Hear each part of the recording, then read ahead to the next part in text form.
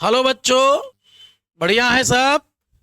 आज अपने competition group channel में फिजिक्स के कुछ बढ़िया बढ़िया क्वेश्चंस आपके सामने मैं लेकर आया हूं। और मुझे उम्मीद है कि इन क्वेश्चंस को आप बहुत ध्यान से समझेंगे और जल्दी जल्दी क्वेश्चंस को टिक भी करते चले जाएंगे, समझते भी चले जाएंगे। देखिए पहला क्वेश्चन क्या है। पहला क्वेश्चन है कि वैद्युत धारा की एसआई इकाई क्या होती है। बता चुके हैं हम आपको इसको पहले भी कि भाई वैद्युत धारा की एसआई इकाई क्या होती है, एम्पियर होती है। अगला क्वेश्चन देखते हैं भाई कि डैश डैश डैश की एसआई इकाई एम्पियर है। अरे भाई एम्पियर किसकी अभी बताई थी हमने आपको कि ये भी इकाई वैद्युत धारा की है। अगला क्वेश्चन बढ़ते हैं, आपको क्वेश्चंस को रिवाइज करते रहिए, बार बार क्वेश्चंस आते रहते हैं तो इससे हमारा भी थोड़ा पीछे का जो रिवीजन है बना रहता है। ठीक है ना। अगला क्वेश्चन देखते हैं क्या है कि डैश डैश की एसआई इकाई वोल्ट है। बताया था मैंने आपको पिछले लेक्चर में, अपने में जब हमारी पहली क्लास हुई थी ना, तो उसमें हमने बताया था आपको कि वोल्ट किसकी इकाई होती है, विभवांतर की होती है। किसकी होती है, विभवांतर की होती है। चलिए अगला क्वेश्चन लेते हैं हम। अगला क्वेश्चन है कूलाम किसकी इकाई है। बताया था कि कूलाम किसकी इकाई होती है, आवेश की इकाई होती है। क्या होती है, कूलाम आवेश की इकाई है। वो भी कौन सी इकाई है, एसआई इकाई है भाई। कौन सी इकाई है, आवेश की, विद्युत आवेश की। कूलाम किसकी एसआई इकाई है, कूलाम विद्युत आवेश की इकाई है। और मैंने अपनी पिछली लेक्चर में आपको बताया था कि आवेश की जो सीजीएस इकाई है वो स्टेट कूलाम होती है। क्या होती है, स्टेट कूलाम होती है। अगला क्वेश्चन देखते हैं हम। त्वरण की एसआई इकाई क्या है। देखिए हमने एक फॉर्मूला पढ़ा था, क्या भला, हमने एक फॉर्मूला पढ़ा था कि एफ बराबर एम ए। तो यहीं से हम ए की वैल्यू निकालेंगे तो ए कितना आ जाएगा, ए बराबर एफ अपॉन एम। एफ क्या है हमारा, बल। एफ क्या है, बल। और भाई बल को हम हमें किसकी निकालनी है, त्वरण की। तो ए बराबर एफ अपॉन एम। बल का मात्रक क्या होता है, हमने पढ़ा है, किलोग्राम मीटर सेकंड माइनस 2। और द्रव्यमान का मात्रक क्या होता है हमारा, किलोग्राम। तो भाई हमारा किलोग्राम किलोग्राम आपस में कैंसिल हो जाएंगे। तो हमारी यूनिट क्या निकल के आई, हमारी यूनिट निकल के आई मीटर सेकंड माइनस 2। क्या निकल के आई, मीटर सेकंड माइनस 2। मीन्स इसको हम यूं भी लिख सकते हैं कि M S minus 2 according to option. तो ये कौन सी ऑप्शन आती है हमारी, सी ऑप्शन। तो याद रहे कि त्वरण की एसआई इकाई क्या होगी, मीटर प्रति सेकंड स्क्वायर या metre second power minus 2। Next question देखिए। अगला क्वेश्चन है निम्न में से कौन सी तापमान की एसआई इकाई है। अपने फर्स्ट लेक्चर में मैंने आपको कुछ भौतिक राशियां और उनके एसआई मात्रक बताए थे। तो उस समय बताया था, उस समय नहीं ध्यान से सुना हो तो अब सुने कि जो तापमान की एसआई इकाई होती है वो केल्विन होती है। कौन सी होती है, केल्विन। ओके, तो याद रहेगा कि तापमान की एसआई इकाई क्या होती है, केल्विन होती है। अगला क्वेश्चन देखते हैं। न्यूटन मीटर माइनस 2 की अंतरराष्ट्रीय इकाई है। किसकी है भाई, बल की। बल की है क्या, अभी हमने पढ़ा था भाई, बल की तो किलोग्राम मीटर सेकंड इनवर्स मतलब पावर 2 होती है, ये तो नहीं होती। संवेग की भी हमने पढ़ी है, पी बराबर एम बी से। तो भाई न्यूटन मीटर माइनस 2 देख लेते हैं। वैसे ये दाब की इकाई होती है। किसकी इकाई होती है, दाब की। क्योंकि हमने बताया था कि दाब बराबर बल बटे क्षेत्रफल। और भाई बल का मात्रक क्या होता है, न्यूटन। बल का एसआई मात्रक क्या होता है, न्यूटन। और क्षेत्रफल का क्या होता है, मीटर स्क्वायर। तो हम इसको ऊपर ले जाएं तो क्या बन जाएगा, न्यूटन मीटर माइनस 2। क्या बन के आएगा, न्यूटन मीटर -2। तो भाई अगर हम देखें तो हमारा न्यूटन मीटर -2 कौन सा ऑप्शन आता है, किससे मिलता है, किससे मिलता है, दाब से। किससे मिलता है, दाब से। तो ध्यान रहे कि न्यूटन मीटर -2 की अंतरराष्ट्रीय एसआई इकाई है क्या, दाब की है भाई। किसकी है, दाब। अगला क्वेश्चन देखते हैं। भार की एसआई इकाई वही है जो कि एसआई इकाई है दाब की, प्रणोद की, बल की या फिर द्रव्यमान की। भाई भार, भार की एसआई इकाई, भार क्या होता है पढ़ाया था पहले, फिर पढ़ लेते हैं आज। W बराबर mg होता है। m किसका m को हम क्या लिखते हैं, किलोग्राम, और g को क्या लिखते हैं, अभी लिखा था मीटर सेकंड -2। ठीक है। और अभी हम थोड़ी देर पहले बताया था आपको हमने, F बराबर क्या होता है, ma। द्रव्यमान, द्रव्यमान की इकाई क्या होती है, किलोग्राम, और त्वरण की एक्सीलरेशन की क्या होती है, मीटर सेकंड -2। तो भाई ये F किसके साथ मिल रहा है, W के साथ, या कह सकते हैं कि भार W की इकाई वही है जो बल की इकाई है। तो इसमें जो भार की एसआई इकाई वही है जो किसकी इकाई है, बल की इकाई है। तो याद रहे कि भार की एसआई इकाई वही है जो कि किसकी इकाई है, बल की। तो भार W बराबर mg, बल F बराबर ma, और दोनों का एक ही मात्रक होगा, kilogram metre second power -2। Okay, चलिए आगे। दी गई भौतिक राशियों में से क्या सापेक्ष राशि नहीं है। सापेक्ष राशि किन्हें कहते हैं, उन राशियों को कहा जाता है जिनका मान दूसरी राशियों पर या अन्य कारकों पर कह सकते हैं, या दूसरी राशियों कह देते हैं कि जिनका मान दूसरी राशियों पर निर्भर करता है। देखते हैं इसमें से किसका निर्भर नहीं कर रहा है। समय, त्वरण, वेग, दूरी। दूरी निर्भर करती है भाई, वेग भी निर्भर करता है, त्वरण भी निर्भर करता है, लेकिन याद रहे कि समय एक ऐसी सापेक्षिक राशि है कि जिसका मान किसी दूसरे मात्रक पर निर्भर नहीं करता, दूसरी राशि पर निर्भर नहीं करता।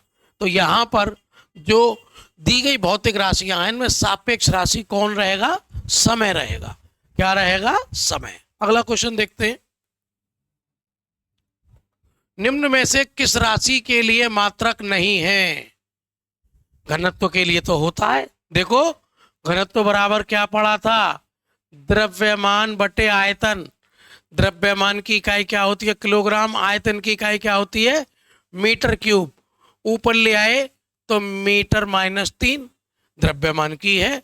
अभी हमने पढ़ी थी बल, बल की इकाई भी होती है न्यूटन या फिर किलोग्राम मीटर प्रति सेकंड स्क्वायर। दूसरी बात आती है संवेग को भी देख लेते हैं। संवेग क्या पढ़ा है हमने, P बराबर m इंटू वी। द्रव्यमान का मात्रक किलोग्राम, वेग का मात्रक मीटर सेकंड इनवर्स। तो भाई D का मात्रक है, F का मात्रक है, दाब का भी मात्रक है, घनत्व का भी मात्रक है, बल का भी मात्रक है, दाब का भी मात्रक है। तो इसका मतलब आपेक्षिक घनत्व का मात्रक नहीं होगा। आपेक्षिक घनत्व क्या है, व्हाट इज रिलेटिव डेंसिटी, किसे कहते हैं आपेक्षिक घनत्व। आपेक्षिक घनत्व दो वस्तुओं के घनत्वों के अनुपात को बताता है। In brief you can say it show the ratio of two density, कि यह दो घनत्वों के अनुपात को दर्शाता है। ऊपर भी घनत्व नीचे भी घनत्व, तो ऊपर की इकाई से नीचे की इकाई कैंसिल हो जाएगी, समझ गए ना। तो इसलिए याद रहे कि आपेक्षिक घनत्व के लिए, घनत्व नहीं आपेक्षिक घनत्व, घनत्व simply D m upon V, और आपेक्षिक घनत्व दो घनत्व का अनुपात है, जिसमें एक घनत्व दूसरे घनत्व की, या कहना चाहिए दोनों घनत्व की इकाई आपस में कैंसिल हो जाती है। ओके, अगला क्वेश्चन, निम्न में से किस युग्म की इकाई समान नहीं है? चलिए देखते हैं। चाल और वेग, बिल्कुल हमें पता है कि चाल और वेग दोनों का एक ही इकाई होती है, क्या? Metre second inverse. बिल्कुल एक सेम यूनिट है, both speed as well as the velocity both have the same unit, metre second inverse. यानी चाल और वेग दोनों की एक ही इकाई होती है। दूसरा क्वेश्चन, दूसरा क्या है? कार्य और ऊर्जा। अभी पढ़ा था कि कार्य और ऊर्जा दोनों की इकाई क्या होती है? जूल। दूरी हो, विस्थापन हो, सबको किस में नापते हैं? मीटर में। लेकिन यहां बात अलग हो गई भाई, यहां बात अलग हो गई। इसको ऐसे समझेंगे, बल, और इधर कौन आ गया? दाब। बल, बल की इकाई अभी पढ़ी थी हमने, क्या होती है? न्यूटन। और दाब की इकाई क्या होती है? Newton metre -2।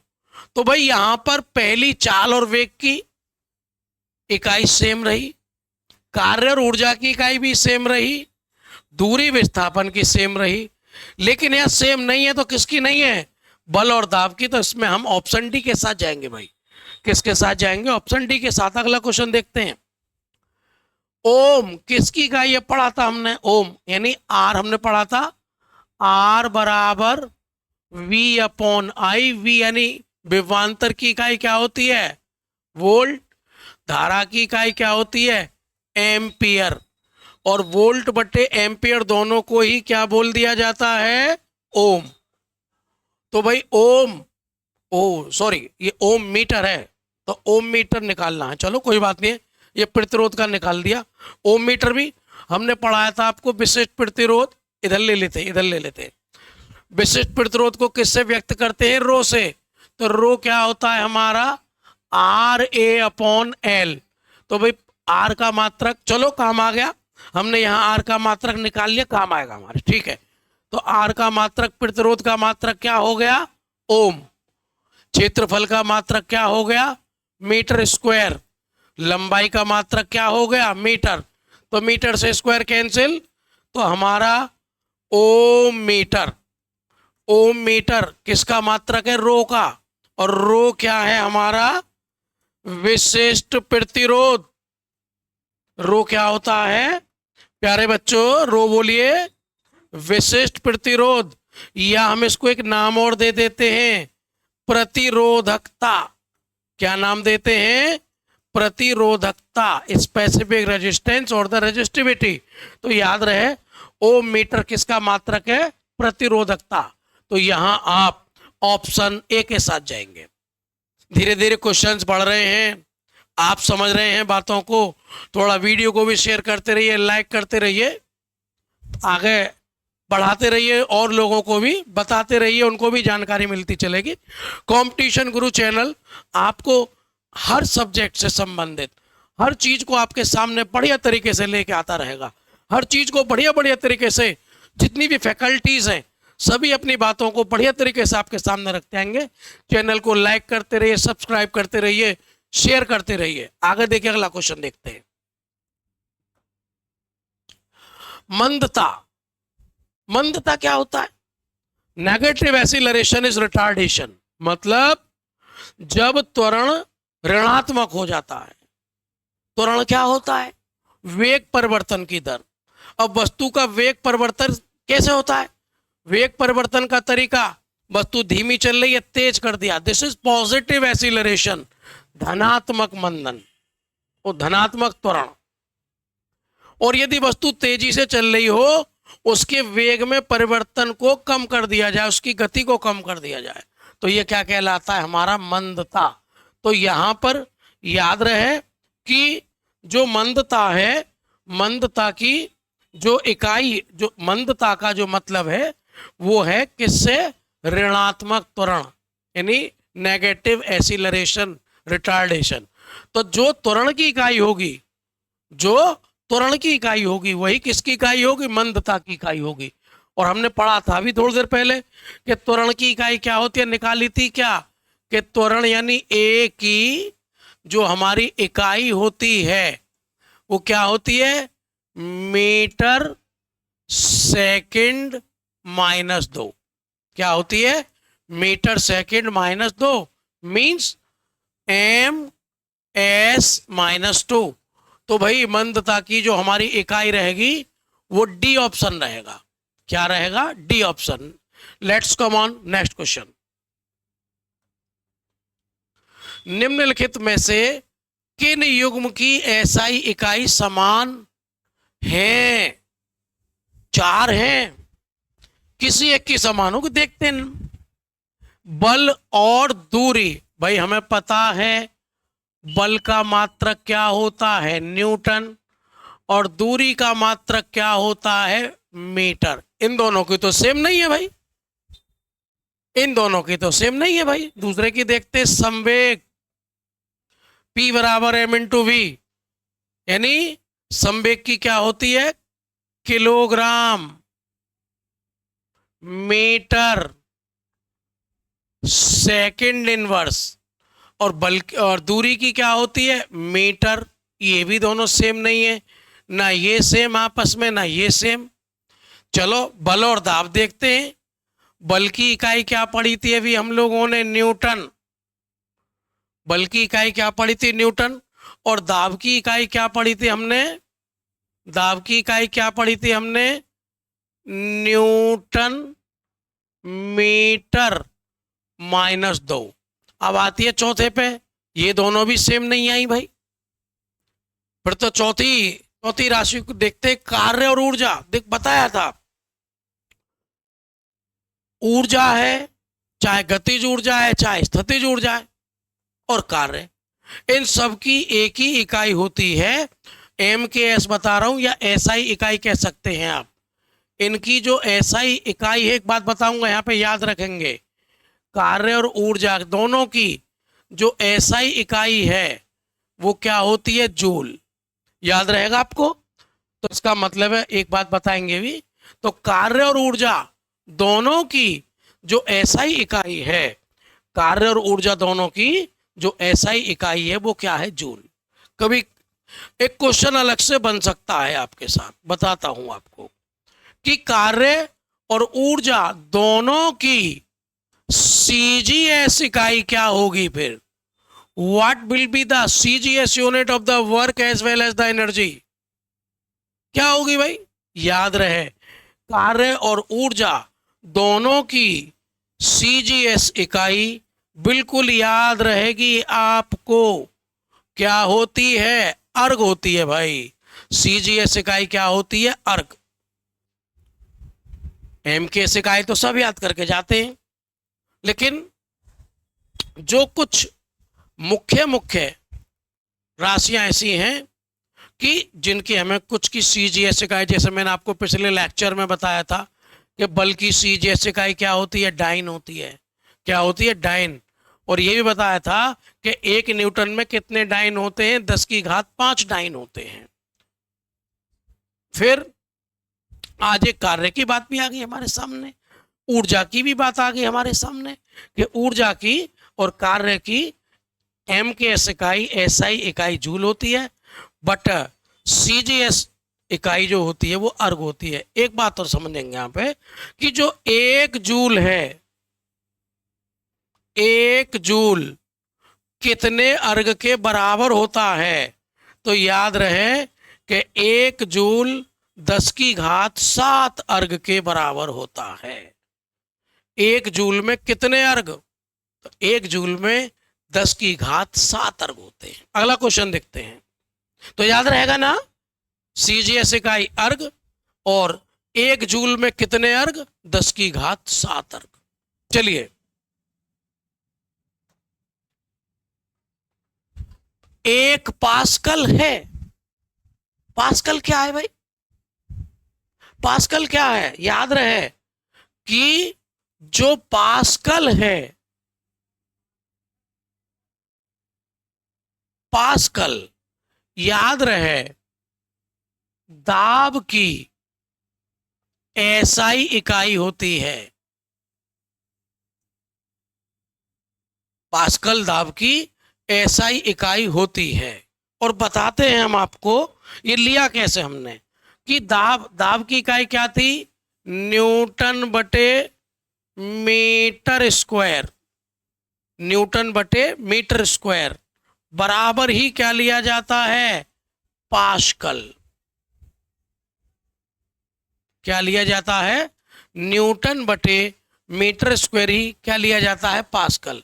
अब हमसे कोई कह दे कि जी 1 न्यूटन, मीटर ऊपर ले आइए माइनस में हो जाएगा, बराबर कितने पास्कल। तो इसमें क्या बात है भाई, कह देंगे कि बात तो वही रही है, बस एक एक लगा दो दोनों के सामने कि भाई जब न्यूटन मीटर, न्यूटन बटे मीटर स्क्वायर पास्कल के बराबर है, तो भाई 1 न्यूटन मीटर माइनस 2 कितने पास्कल के बराबर, वो 1 पास्कल के बराबर हो जाएगा। तो 1 पास्कल निम्न में से किसके बराबर आएगा, 1 न्यूटन मीटर माइनस 2 के बराबर आएगा।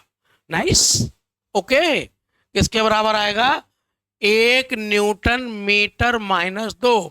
भाई न्यूटन मीटर माइनस 2 बराबर पास्कल, तो 1 न्यूटन मीटर माइनस 2 बराबर 1 पास्कल। सीधा सवाल है। अगला देखते हैं,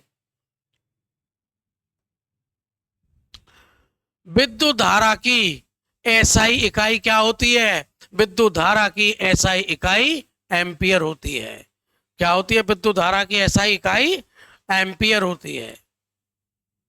विद्युत धारा की एसआई इकाई एम्पियर होती है, ठीक है ना। विद्युत धारा की सीजीएस इकाई क्या होती है, उड़ी बाबा फंस गई बात। ये तो हमें पता है कि विद्युत धारा की एसआई इकाई एम्पियर है, तो विद्युत धारा की सीजीएस इकाई आप जब अगले लेक्चर में मुझसे लाइव जुड़ेंगे मैं पूछूंगा और आप मुझे आंसर देंगे जब लाइव जुड़ेंगे। आज इस बात को छुपा लेते हैं, ठीक है, आगे बढ़ते हैं। कि नहीं छुपाएं, बता दें, चलो बता देते हैं। वैसे विद्युत धारा की सीजीएस इकाई टेंसर होती है। क्या होती है, टेंसर, याद रहे। विद्युत धारा की सीजीएस इकाई क्या होती है, टेंसर। ओके, चलिए बता देते हैं। आगे बढ़ते हैं कि तरंग दैर्ध्य, तरंग दैर्ध्य क्या होता है, बेसिकली याद कर लेते हैं, लेंथ ऑफ वन वेव, एक तरंग की लंबाई को ही शॉर्ट में बता रहे हैं। वैसे तो 2 सुरंग और 2 गर्त के बीच की दूरी को तरंग दैर्ध्य कहते हैं। सुरंग जो उठे हुए एरिया लेते हैं वेव के, गर्त जो नीचे वाले एरिया होते हैं। तो 2 सुरंग या 2 गर्त, 2 ट्रफ या 2 क्रेस्ट के बीच के डिस्टेंस को वेवलेंथ कहते हैं। और भाई तरंग दैर्ध्य किसको मापते हैं हम, मीटर में। किस में मापते हैं, मीटर में। दूरी है ये भी एक तरीके से। तो तरंग दैर्ध्य की इकाई क्या होगी, मीटर होगी। वैसे बेसिकली आगे बताएंगे, we are always interested to show the wavelength either in angstrom और द नैनोमीटर, क्योंकि वेवलेंथ एक्चुअली बहुत छोटे, वेरी स्मॉल स्केल्स पर कंसीडर की जाती है ना। तो रेडियो वेव्स, माइक्रोवेव्स, बहुत सारी जो इलेक्ट्रोमैग्नेटिक रेडिएशन का जब हम पूरा देखते हैं स्पेक्ट्रम, तो ये वहाँ पे हम इस चीज़ को शो करते हैं। अभी आगे कभी क्वेश्चन आए, ये तो आपसे ऐसा ही पूछ लिया, तो कभी कभी याद रहे, तो वेवलेंथ को हम एंगस्ट्रॉम और नैनोमीटर में ज़्यादा शो करना प्रेफर करते हैं। It will be depend the type of question. Okay, ठीक है, नेक्स्ट क्वेश्चन देखते हैं। किसी पदार्थ की मात्रा को मापने के लिए किस इकाई का उपयोग किया जाता है, बढ़िया क्वेश्चन आ गया आपके लिए। किसी पदार्थ की मात्रा को मापने के लिए किसका प्रयोग किया जाता है, अपने सबसे पहले लेक्चर में मैंने 7 मूल राशियां और 7 मूल राशियों के मात्रक की टेबल बना के दी थी आपको, और बोला था कि इस टेबल के आधार पर आपसे आगे भी क्वेश्चंस रखे जाएंगे। तो वहां पर मैंने आपको बताया था कि पदार्थ की मात्रा को मोल में व्यक्त करते हैं। पदार्थ की मात्रा को किस में व्यक्त करते हैं, मोल। और मैंने बताया था कि जो मोल है, अभी आगे क्वेश्चन आएगा एक, मोल को कैसे व्यक्त करते हैं, MOL। पूछ लेते हैं, बता देते हैं आपको, फिर भी एक थोड़ा सा क्वेश्चन तो थोड़े है, हाँ, लेकिन बताएंगे कि एक मोल में कितने कण, कि एक मोल जो होता है, याद रहे क्वेश्चन फिर में लगाइए कि एक मोल में कितने कण होते हैं, याद रहे एक मोल में कणों की संख्या आवागाद्रो संख्या के बराबर होती है। एक मोल में कणों की संख्या किसके बराबर होती है? आवागाद्रो नंबर, एवोगैड्रो नंबर होता है ना, अभी पढ़ा आ रहा है। तो क्या बोलेंगे?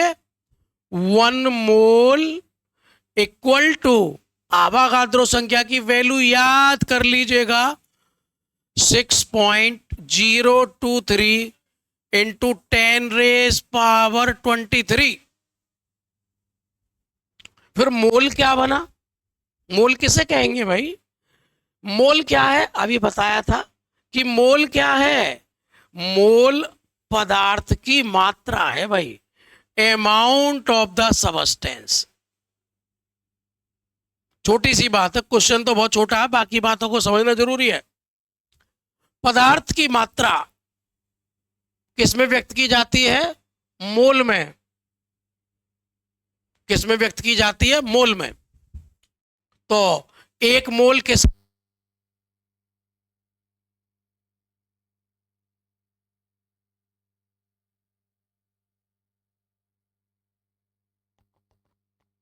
तो खराब नहीं हुई। एक मोल किसके बराबर होता है? एक मोल बता दिया 6.023 गुणा 10⁻23 के बराबर होता है। कितने के बराबर होता है? 6.023 गुणा 10⁻23। मैं भी बता रहा था आपको, मक्खी आ गई थी एक जरा, हाँ, कि क्या बोलना चाहिए? मोल किसे कहते हैं? किसी पदार्थ की वह मात्रा, किसी पदार्थ की वह मात्रा जिसमें 6.023 गुणा 10⁻23 कण उपस्थित होते हैं, क्या कहलाती है? मोल कहलाती है। किसी पदार्थ की वह मात्रा जिसमें कितने कण होते हैं? 6.023 गुणा 10⁻23 कण होते हैं, मोल कहलाती है। तो याद रहे, ये तो बहुत छोटा सा सवाल हो गया कि पदार्थ की मात्रा को किस में व्यक्त करते हैं? मोल में व्यक्त करते हैं। थोड़ा अगला क्वेश्चन बहुत इंपॉर्टेंट है, आ सकता है, बन सकता है कि एक मोल कितने के बराबर है? तो याद रहे एक मोल आवागाद्रो संख्या के बराबर है। पूछ लेते हैं कि एक मोल में कितने कण? तो याद रहे एक मोल में 6.023 गुणा 10⁻23 कण। ओके, चलिए अगला क्वेश्चन लेते हैं। इनमें से कौन सा एसआई इकाई मोल का, अभी बात कर रहे थे, क्वेश्चन आ गया। तो मोल का सिंबल क्या है इसमें? ये रहा। तो मोल का एसआई सिंबल याद रहेगा MOL। क्या होता है? MOL। अभी बता दिया मैंने पीछे क्वेश्चन में। अगला क्वेश्चन देखते हैं। विद्युत ऊर्जा व्यय का वाणिज्यिक मात्रक क्या है? What is the commercial unit of the electrical energy? बढ़िया सवाल है, बढ़िया सवाल है, बढ़िया सवाल है। तो याद रहे विद्युत ऊर्जा का, विद्युत ऊर्जा व्यय का यानी खर्चे का जो वाणिज्यिक मात्रक है वो होता है एक, मतलब किलोवाट घंटा, kWh। कोई बहुत बड़ा क्वेश्चन नहीं है, क्वेश्चन तो कुछ और है जो मैं आपको बताने जा रहा हूं, जो आपको कहीं ना कहीं टच करेगा, फेस करना पड़ेगा। ये पूछ लिया जाए, ये तो बता दिया, चलो हमें याद भी हो जाएगा, बेसिक बात है। वैसे जो किलोवाट घंटा है उसको एक यूनिट भी कह देते हैं, जिसमें बिजली के बिल आते हैं, एक यूनिट। तो विद्युत ऊर्जा व्यय का वाणिज्यिक मात्रक तो किलोवाट घंटा हो गया। अब बात आती है, अगर आगे कहीं क्वेश्चन मिलेगा आपको कि 1 किलोवाट घंटा में कितने जूल होते हैं, या 1 किलोवाट घंटा कितने जूल के बराबर है, चलिए देख लेते हैं इसको। हम जानते हैं कि 1 के WH यानी 1 किलो वाट घंटा। 1 किलो वाट के पहले वाट बनाइए भाई। 1 किलो वाट के वाट कितने हो गए हमारे? 1000 वाट गुणा 1000 वाट। ठीक। दूसरी बात, अब आती है बात घंटा। घंटा के मिनट बना लेते हैं भाई। घंटा के मिनट बनाएंगे तो कितनी गुणा हो जाएगी हमारी? 60 की। आराम से समझेंगे, कोई जल्दी नहीं रहेगी इस चीज को समझने में। अब वाट को भी ले आइए जरा आगे। 1000 गुणा वाट को क्या लिखते हैं हम? जूल बटे सेकंड। और भाई इसको भी, मिनट को भी फिर सेकंड कर लेंगे तो 60 गुणा 60 सेकंड। 60 गुणा 60 सेकंड। बाकी आ जाइए तो हमारा सेकंड से सेकंड कट जाएगा तो कितना आ गया? 1000 गुणा 60, 60 की गुणा कराई 3600 जूल। अब देखिए 1000 का मतलब कितना होता है? 10 की पावर 3।